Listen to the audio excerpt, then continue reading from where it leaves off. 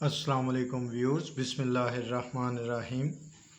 آج کی ویڈیو میں جماعت دہم کی اردو کتاب سبق نمبر 12 استنبول کا تعارف، تصانیف اور مشکل الفاظ کے معنی اور خلاصہ آپ کے ساتھ شیئر کیا جا رہا ہے۔ ویڈیو شروع کرنے سے پہلے جو ہمارے چینل پر نئے ہیں ان سے ریکویسٹ ہے کہ یاد سے چینل کو سبسکرائب کر لیں، لائک بھی کیا کریں اور ویڈیو کو شیئر بھی کیا کریں۔ تو آئیے ویڈیو کی طرف چلتے ہیں۔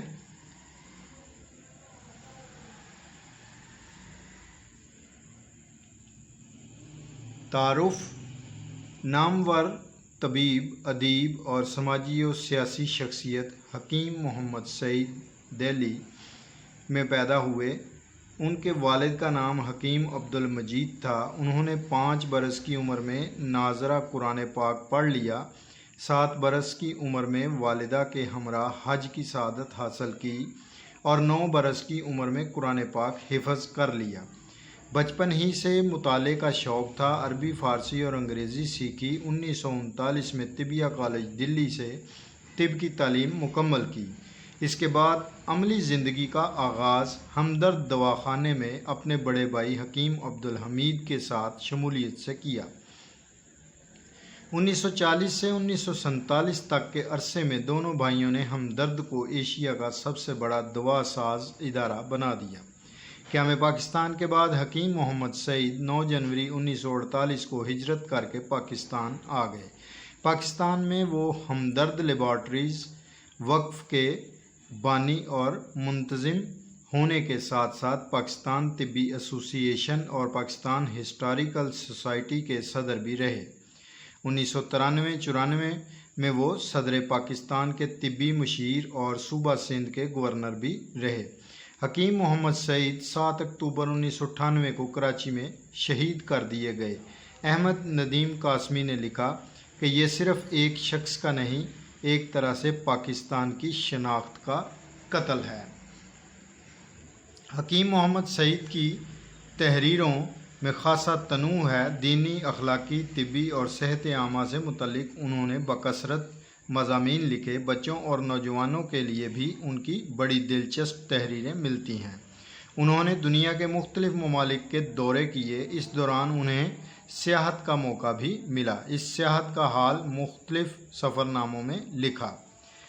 ان کی تصانیف جو ہیں وہ اخلاقیات نبوی، خاتم النبیین صلی اللہ علیہ وآلہ وسلم، قرآن روشنی ہے، ذیابیطس نامہ، سائنس اور معاشرہ، قلب اور صحت، تعلیم و صحت، عرض قرآن حکیم، یورپ نامہ، جرمن نامہ، کوریا کہانی، سفر دمشق، ایک مسافر، 4 ملک، جاپان کہانی، داستان امریکہ، داستان حج، داستان لندن، درون روس، سعید سیاح اردن میں، سعید سیاح تہران میں اور سعید سیاح ترکی میں۔ سبق استنبول سعید سیاح ترکی میں سے ماخوذ ہے۔ تو آئیے اب اس سبق کے مشکل الفاظ کے معنی جو ہیں وہ ہم آپ کے ساتھ شیئر کرتے ہیں، دہراتے ہیں۔ استنبول ترکی کا دارالحکومت، انتقال، وفات، پیچیکاری، نقش و نگار بنانا، تاریخ سے متعلق، ثانی، دوسرا، ثالث، تیسرا، جلیل القدر، بہت زیادہ شان والے، چبوترا، مربع یا مستطیل، اونچی جگہ، خطاطن، خوش نویس، کاتب، رابع، چوتھا، سنگ جراحت، سفید رنگ کا پتھر، شریک، شامل، صدر دروازہ، مرکزی دروازہ، فاتحانہ انداز میں، جیتنے والے انداز میں، فاتحین، فاتحہ کی جمع، فتح کرنے والے، قسطنطنیہ استنبول کا پرانا نام، کلیسا گرجا گھر، مدفون دفن، محاصرہ گھیراؤ، مہم معرکہ لڑائی، مقدر ہونا نصیب میں لکھا ہونا، مزار قبر یا مقبرہ، منہدم کرنا گرا دینا۔ اول پہلا، ایما اشارہ، بیش قیمت بہت قیمتی، پایا تکمیل کو پہنچنا مکمل ہونا، जलवा गर होना, ज़ाहिर होना, हसीन खूबसूरत, खसूसियत खूबी ख़ास बात, दारुल ताम खाने का कमरा, दोरविया दो रास्ते के दोनों जानिब, दो कतारों में, दिल नवाज दिल को अच्छा लगने वाला, डिसिप्लिन नज़्म ज़बत, रफ़ीक साथी दोस्त, सरबराह हुक्मरान, संगे बुनियाद पहला पत्थर, शान व शौकत अरूज शानदार, नहायत उम्दा, तिब हिकमत, तर्ज तामीर तामीर का तरीका, अहद ज़माना दौर, खचा खच पूरी तरह, लोहें लोह की जमा, तख्तियाँ, मंदुबीन मंदूब की जमा, नुमाइंदे, मिंबर बुलंद मुकाम जहाँ खड़े होकर या बैठकर खुतबा पढ़ा जाता है, मुमताज़ नुमायाँ मुनफरद, माहिर मेमार इमारतें बनाने का कारीगर, मुल्हिक साथ मिला हुआ, मुरक्का नमूना तस्वीर, नफासत पसंदी अच्छी चीज़ को पसंद करना, नक्शो निगार फूल बूटे, वसी खुला, हिलना हरकत करना। आइए अब इस सबक के खुलासे को दोहराते हैं। इस्तांबुल तुर्की का एक अहम शहर है। इस पर मुसलमानों का पहला हमला 672 में हुआ था, लेकिन वो 7 साल के मुहासरे के बाद नाकाम हो गया। इस मुहासरे में जलीलुल कदर सहाबी हज़रत अबू अयूब अंसारी रज़ी अल्लाह ताला अन्हो शरीक थे। इस मुहिम के दौरान उनका इंतकाल हुआ और यहीं दफन हुए। सुल्तान मोहम्मद फ़ातेह ने 1452 में इस्तांबुल पर पूरी मंसूबाबंदी के साथ हमला किया और 29 मई 1453 को इस्तांबुल पर मुसलमानों का मुकम्मल कब्ज़ा हो गया। जब मुसलमानों ने कुस्तुनतुनिया फ़तह किया तो वहाँ के लोगों का ख्याल था कि एक फरिश्ता फ़ातिहीन को वापस धकेल देगा, लेकिन ऐसा ना हुआ और सुल्तान ने कलीसा के अंदर दाखिल होकर नमाज अदा की। मुसलमानों ने इसमें बहुत सी तामीरात का इजाफा किया। दीवारों और छतों की पिचकारी पर सुरमई कलई कर दी, बुतों को मुनहदम किया। सुल्तान ने एक बुलंद मीनार तामीर करा दिया। सलीम सानी ने शुमाल की जानिब दूसरा मीनार बनवाया। मुराद सालस ने बाकी 2 मीनार और मुरम्मत का काम मुकम्मल करवाया और सदर दरवाजे के पास अंदर की तरफ संगे जराहत की 2 बड़ी नालियां बनवाईं और वो 2 बड़े चबूतरे तामीर कराए जिन पर बैठकर कुरान पाक की तलावत की जाती थी।